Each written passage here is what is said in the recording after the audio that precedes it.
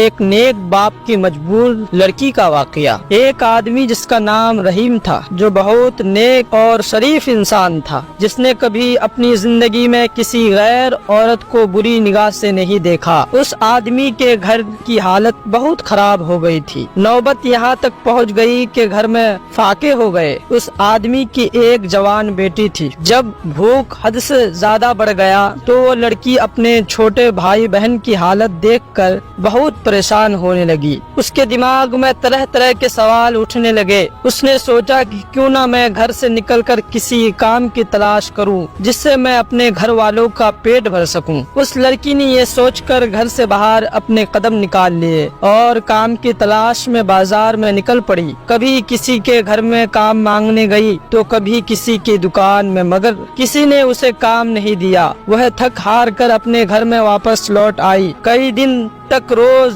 وہ ایسے ہی کام کی تلاش میں گھر سے باہر جاتی رہی اور شام کو تھک ہار کر گھر لوٹ آتی۔ جب کہیں بھی اسے کوئی کام نہیں ملا تو وہ لڑکی غلط قدم اٹھانے پر مجبور ہو گئی۔ دل میں ارادہ کر کے گھر سے نکلی کہ آج میں اپنا شریر بیچ دوں گا اور کچھ کھانا خریدوں گی۔ وہ لڑکی گھر سے بازار جا پہنچی۔ جسم بیچنے لڑکی وہاں گئی اور لوگوں کو اپنی طرف آکرشت کرنا شروع کر دیا۔ وہ لوگوں کو اپنی طرف آکرشت کرنے کی کوشش کر رہی تھی، لیکن کسی نے بھی اس پر دھیان نہیں دیا۔ دھیان تو دور کی بات، کسی نے اس کی اور نگاہ تک اٹھا کر نہیں دیکھا۔ لوگ آتے جاتے اور اس کی اور نظر اٹھائے بنا نکل جاتے۔ اسی طرح کھڑے کھڑے لڑکی کو شام ہو گئی۔ وہ پریشان ہو کر گھر کی اور قدم بڑھانے لگ گئی۔ جب گھر پہنچی تو اپنے والد کو پریشانی میں دیکھا۔